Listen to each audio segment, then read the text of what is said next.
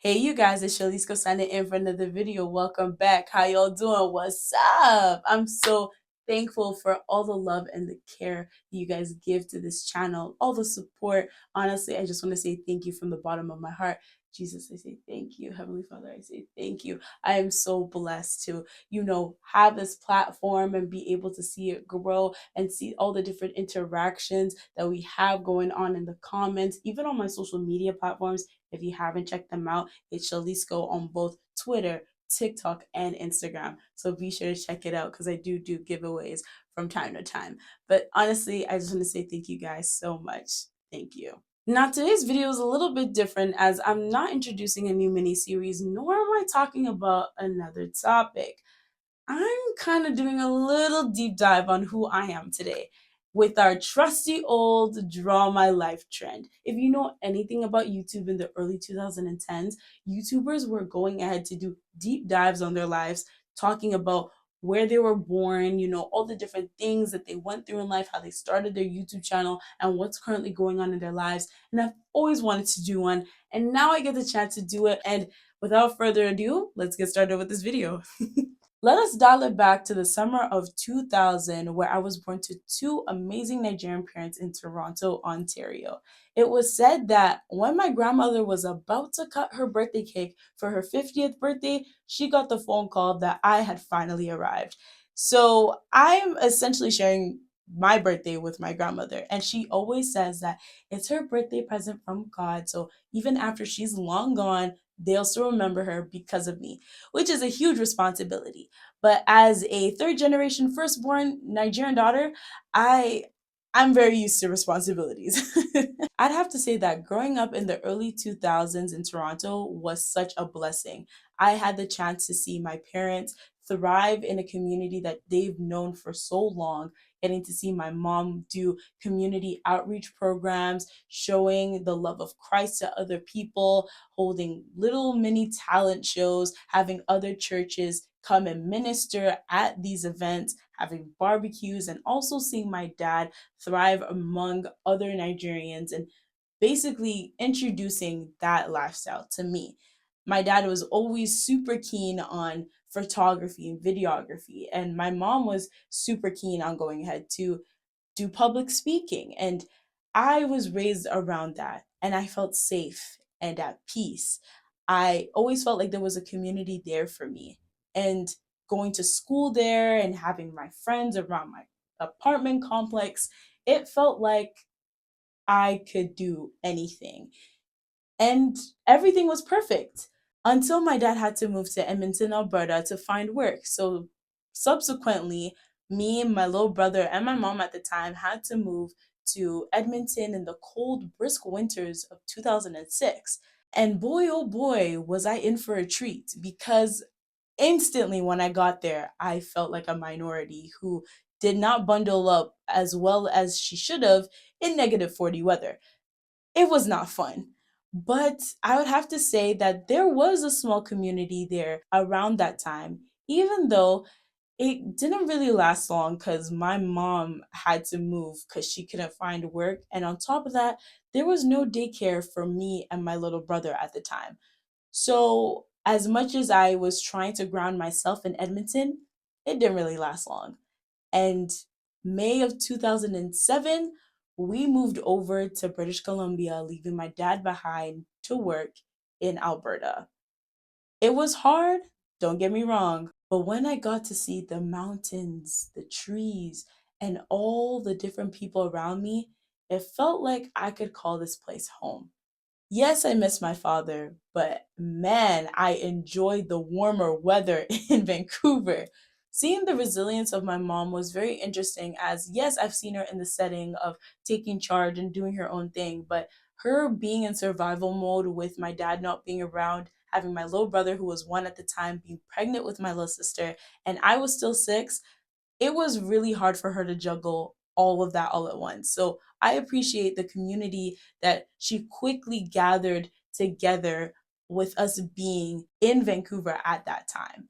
We were able to find a church to worship at. I was able to find a school with people that I kind of knew from church. And though I did see how hard it was for my mom for a while until my dad relocated to Vancouver in 2009, I would have to say that seeing her like that really molded the way I saw motherhood and the way I saw myself. Now, fast forwarding to 2012, when I was entering grade seven, I felt like there was always something missing. I didn't have that Toronto feel. I was still looking for that community that we had in Toronto. Though my parents did a great job creating a community for me in Vancouver and being close to, different people from church and going to school and having some friends here and there, I still struggled to really connect with people the way I used to in Toronto. Though I was only there for like 6 years of my life, it was just different to me. And with all the different things I dealt with in elementary school, from, I guess, feeling like an outcast to feeling like a minority to being bullied at one point in time, I just felt like if I was still in Toronto, things would be different. If I was still around my family and my friends over there, I wouldn't feel the way I feel. I was grateful for all the things that my parents had done for me, but it just wasn't the same. And my parents saw it too. Now, I was always excited to go into high school. So when 2013 rolled around and I finally got to go into eighth grade, as in Vancouver, we don't really have that many middle schools. It's very much K to 7 and 8 to 12. I was super excited to try all the different courses that would allow me to explore my interests, even though I felt like ants in the midst of grade 12 students. However, the adjustment into high school for me was a little difficult because yet again, I kept moving. We kept moving around, and I guess moving around a lot made it difficult for me to be stable. I could definitely see that looking back now, that us moving around a lot and changing homes and constantly having to pack up my stuff made me feel like I was never really stable, because we would end up having to move to a different home, or maybe I would be in fear of changing schools. It didn't feel like I was concrete at all. And I understand that, things happened and you have to learn how to adapt, but I moved quite a bit in high school as well. Now, when it got to ninth grade, I could say that there was a drastic change in my emotions. And I would say that that was a time where I really understood what depression really was. And at the time, I couldn't name it as depression because I was scared, and I had really strong Christian beliefs that there's no such thing as having depression, especially being Nigerian with Nigerian parents. It's kind of like a taboo. But my grades went down. I didn't have any desire to do homework. I didn't really have strong friendship groups at the time, or even strong friendships. And the only place that I kind of felt like myself was at church. Around the same time, I was trying to navigate my life with depression as a 14-year-old, trying to figure out school and her identity and everything like that. A death in the family really shook me and made me change my career goals and what I wanted to be in life. And it's something that to this day I silently mourn along with my family without even realizing it, because from young I always wanted to become a lawyer and go study law at York University and stay with family and friends and be around my cousins and everything like that. But with the death of my uncle and seeing the way it just shook everybody, it just felt like things were never going to be the same again. Like Toronto always looked like home to me. But after his death, it felt like, as much as I love Toronto with all my heart, it just will never be the same to me.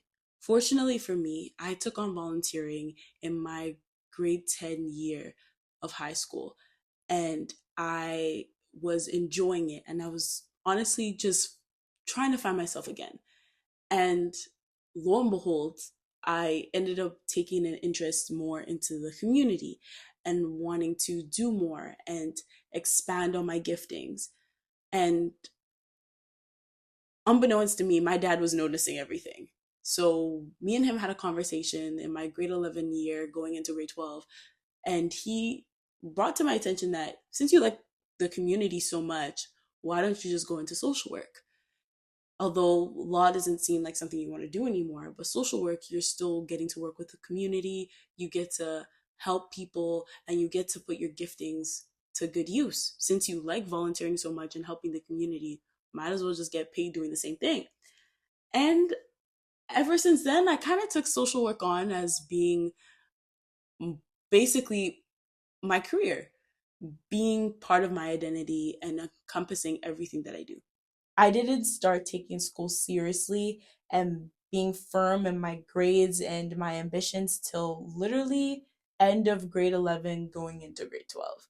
Now, when I turned 17, I actually became more intentional with my relationship with God. However, it boiled down to just receiving things from him or praying because I needed my grades to be good or praying because I needed my academics to align with all my other extracurricular activities, not seeking him just because I wanted to know him. So, as much as God did answer my prayers at times and I did do relatively well in my grade 12 year, I did still struggle with mental health issues. And I could attribute that to really just not having a true, sincere relationship with God.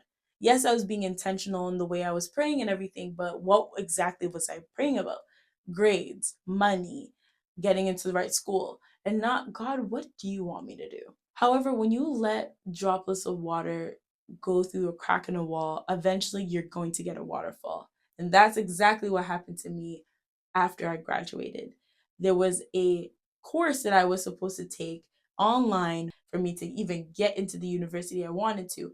However, I slacked off on that. It being online and me not used to online courses, I just kind of left it.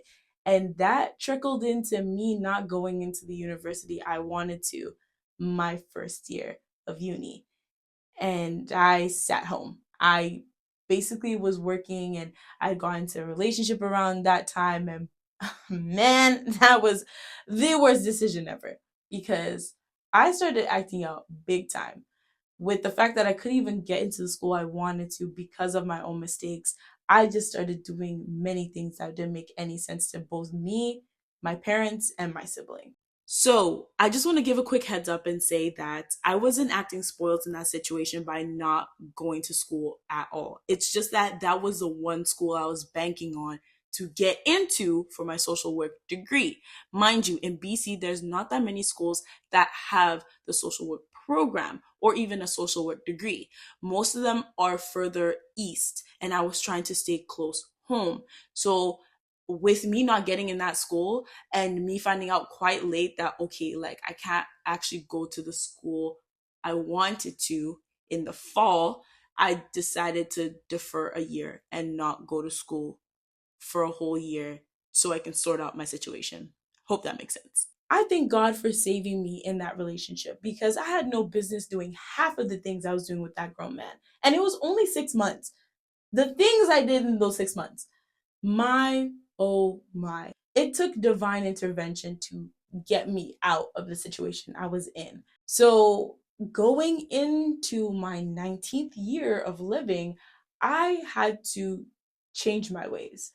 And I had a chance to move to Edmonton with my aunt and her family and start over.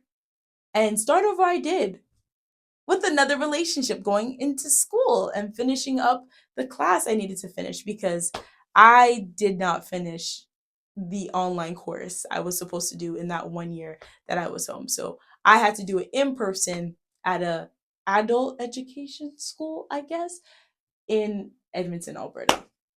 hmm I had finished my course and gotten into the university I am in now, and I was enjoying my classes. I loved learning. I had so much fun in going ahead to do the program that I was doing until March 2020 when the outbreak of COVID happened and the pandemic was fast approaching. We all thought it was a joke and nothing would come of it.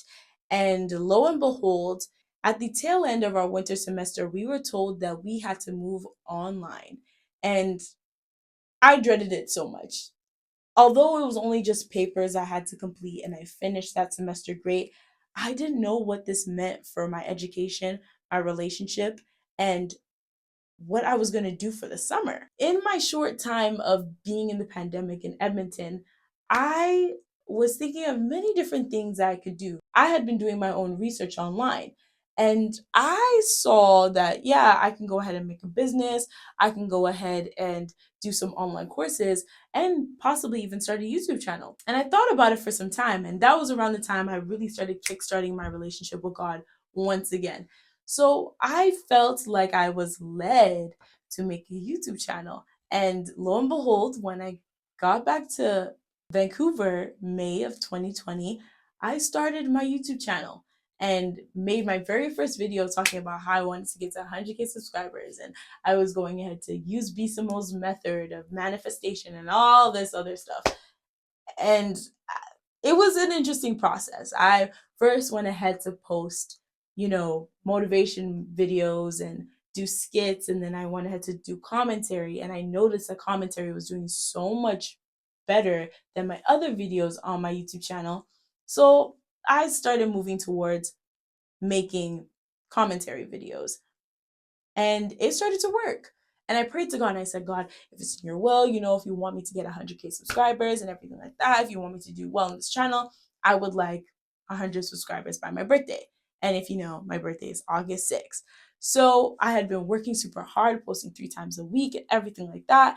And I had even fasted, I had prayed, I had gotten to this mojo of just hearing and feeling inspired by God. And on August 4th, I believe, August 5th, I got 100 subscribers. I was so elated. I was so happy. It was the best birthday gift ever. I was like, oh my gosh, I'm going to do so well on this platform and everything like that. And then school started. And I was kind of already tired because I had been posting and putting in so much work during the summer that I just kind of wanted to relax a little bit. And that also meant that I was also relaxing on my studies.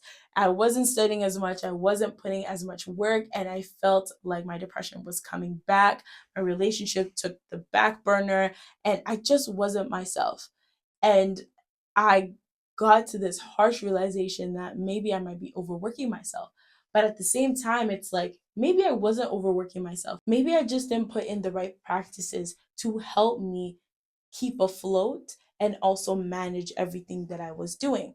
So, January of 2021, I got back into the YouTube scene and I was going ahead to do my classes.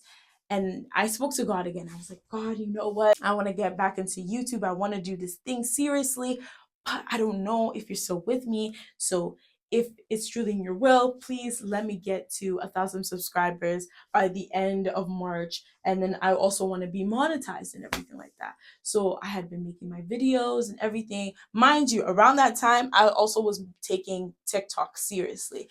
And then I got off TikTok because, yeah, TikTok is a different beast. And on top of that, we don't really get paid on TikTok as Canadian content creators. So I kind of just pushed it to the side and I just focused on YouTube. And I was having so much fun with YouTube. I was doing movie reviews, I was talking about different topics, I was doing mukbangs. Like, I had so much fun. And I got to 1,000 subscribers by the end of March, and I also got monetized. So I was so elated. I was so happy. I was like, yeah, I'm just gonna keep on going and everything like that. God is good and everything. And then I backslid into my old habits that weren't serving me well. But I don't know what exactly happened. I think I had just been hustling so hard and I just didn't realize all these different things that were happening to me and everything. And then I also got sick. I got COVID around that time, like end of March, beginning of April.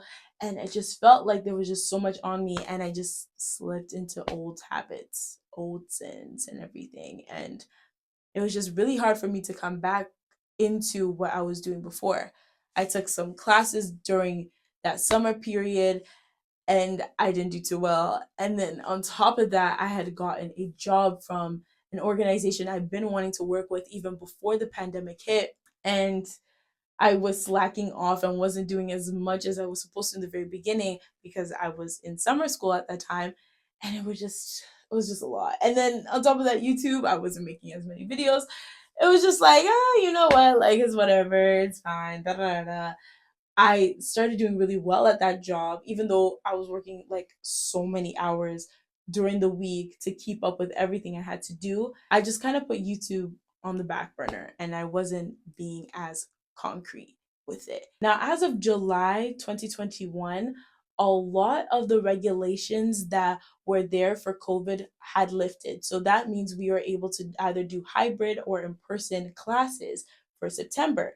So, with that in mind, I told my parents that I wanted to, live on my own and everything and work and do school and everything like that. And they were like, okay, like, yeah, sure, you can go ahead and do that. So I moved to Edmonton at the end of summer.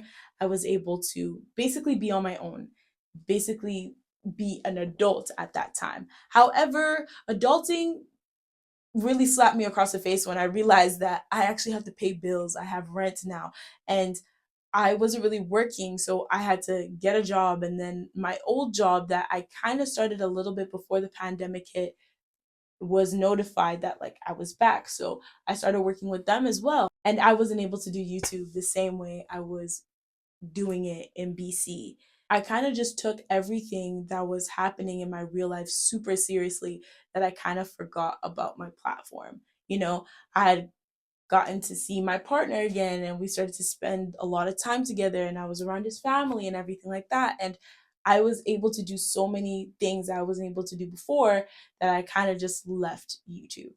And my life took a turn when I realized that balancing two jobs, school, relationship, community, church, all of that stuff was now harder than I thought it would be. And I thought I could make a comeback the next year, which was 2022, but that also was difficult too. And I started to run into lots of bumps in my relationship with God, in my relationship in general, in school, in my mental health. It just felt like everything was going in a downward spiral and I could not handle it. I couldn't really talk to my partner about it because I'm kind of a private person, even in my relationships. I didn't really know what spiritual leader I could speak to. It was just hard. And that led to me making very terrible decisions that not only affected me, but affected my family, affected my friends, and affected my partner. I wasn't able to really be myself towards the end of 2022 as my relationship was on the rocks and it affected my mental health drastically.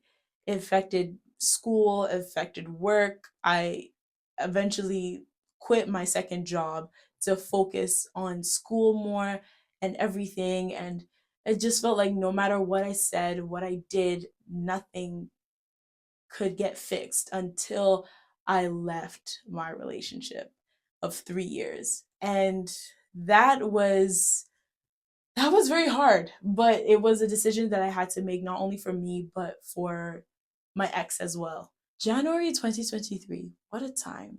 I was grieving my relationship. However, I was super excited for the future.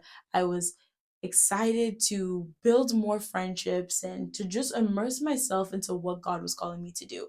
I had known from young that God had placed a really big responsibility over my life to be an advocate, to be a voice among nations and everything like that.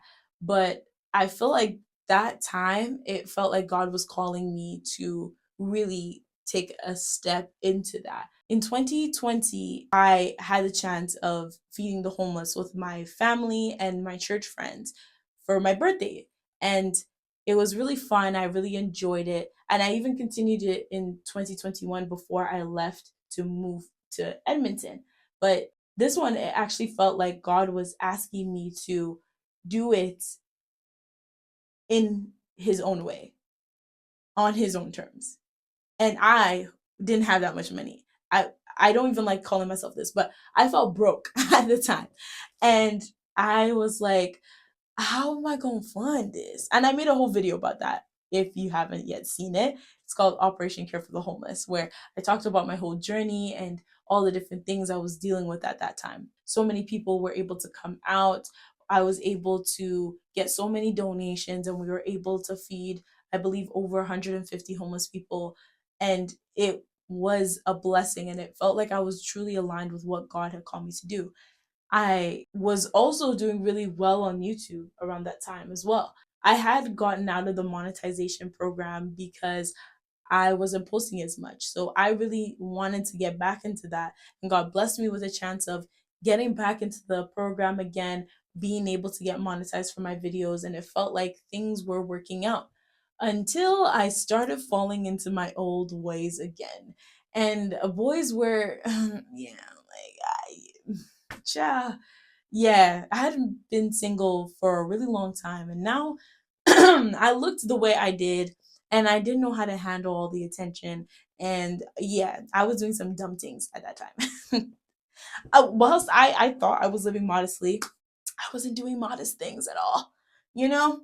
So yeah, I was still being blessed, you know. I got to work with Telus around that time, and I got to travel all around Alberta and everything like that. And I was making a lot of money, but I was falling into old habits, and my relationship with God went straight to the rocks. Once again, it was on the rocks. I was just doing a lot of dangerous stuff at that time, and I didn't know how to reconnect with God again. Even though I was still going to church and I still had my friends and it looked like everything was going well with me, I wasn't the same. I finished off 2023 undecided with God. I still loved him. I still wanted to connect with him. I just felt like there was so much baggage and so many things I had done that would leave me wanting in his presence. 2024 started off okay. It wasn't too bad. I think that my relationship with God was heading in the right direction, but I didn't exactly do the right things. Mind you, I can fast from now to kingdom come, I can pray in tongues, but my heart posture towards God was not where it needed to be. It wasn't aligned with his purpose, and I started to feel that. Then I started going on YouTube again. I started making my videos and everything like that. And I was doing school. And my classes were okay, but I wasn't seeing that progress I needed to keep me going for YouTube. So I stopped for a bit. I was doing interviews and I was able to talk to friends and do all these cool different things, but I wasn't really intentional with my relationship with God, and it started to feel like everything was a waste until I made the conscious decision April 28th that, you know what, I can't continue to move like this anymore. I have to be aligned with God, and I truly want a relationship with him. And I decided to turn my life around. I started praying, I started fasting and everything like that. But like I said, in 2017, when I started getting closer with God, it felt like my relationship with God was cognizant on what he was doing for me and not just him being him, not God just being God. I was given the grace to get a grant to do something in the community again. I had finished Operation Care for the Homeless, the second edition, in the spring, and me being able to have BSA be part of it in my university as I was in the BSA, and it was kind of like a project that we teamed up to do together. And now it was more towards children and youth, something that I basically delve into on a day-to-day basis. And I felt like I was trying to juggle, you know, work, the grant work that we were doing, and then on top of that, YouTube. And of course, yes, I was able to make videos and everything, and I enjoyed all of that, but I felt like I had to refocus my energy to God. I needed to learn. And I'm right now in a season where I'm just waiting on the Lord. That's where I'm at, waiting on the Lord. My summer was great. The event went well. You know, we were able to get a whole bunch of school supplies for the students that we were raising it for. People were able to come and enjoy the event and everything. And I was able to still see my family and my friends in Vancouver. And I had learned a lot during the summer, about my communication skills and like things I need to work on. And above all, I learned that I'm truly meant to serve God through everything that I do. My purpose is surrounded in me serving the community and being so thankful that the Lord has given me a second chance to do things better.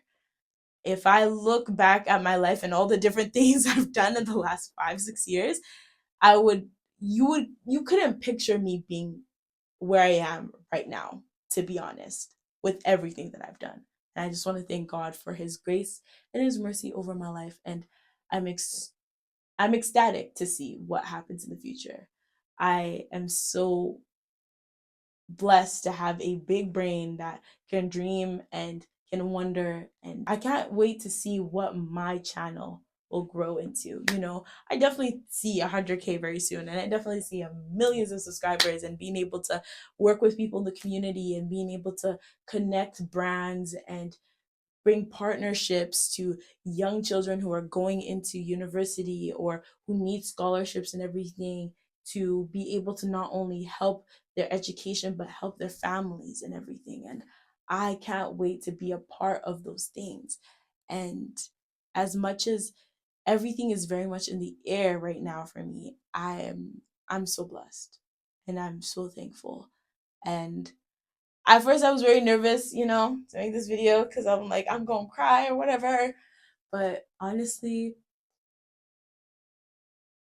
being able to do this video and sit back and look at all the things that's happened in my life and being able to like think and reminisce and take notes on and everything has been very interesting. And I just want to thank God above all things, above all things. And even when it seems like this YouTube thing is not going to work, or like I'm just doing all these things for what, at the end of the day, I know God cares about the things I talk about. I know he brought me here and he's inspiring me each and every day to do more things with my content creation and to think outside the box. And I know he cares about the little details. I know he cares about pop culture and relationships and how we see the community and individualism and feminism. He cares about all those things. He cares about each and every one of us. And I have the grace to be able to talk about those things and be able to have discourse on them. And I can't wait to do more discourse on different things in the future, and being able to interview people and have animation and all that cool stuff. I'm just so blessed. And I want to thank my viewers for, all the motivation that they give me and just being there. I want to thank them a lot. I want to thank God, most importantly, for just giving me the strength to keep on going, even when it looks like nothing's working. So, no, I don't know 100% what the future has in store for me, but I know I can't wait to see what's in store for me, because God has a plan for my life, and I know that's for sure. So yeah, we are still hustling, going to school, working, and doing this YouTube thing. And yeah, I'm so excited, so very excited to see what's coming up the woodwork. So don't you worry, we're coming on up. We're coming on up real soon, real soon. But yeah, that is me. That is SHOLISCO. Draw my life. Thank you guys so much for watching this video. I really appreciate each and every one of y'all. And my question of the day is if you could travel to one planet, what would it be? I would have to say Jupiter, because that thing's big and I want to see it. It's so big and orange. And I love the color orange. And maybe even Pluto. But Pluto's not really a planet anymore, is it?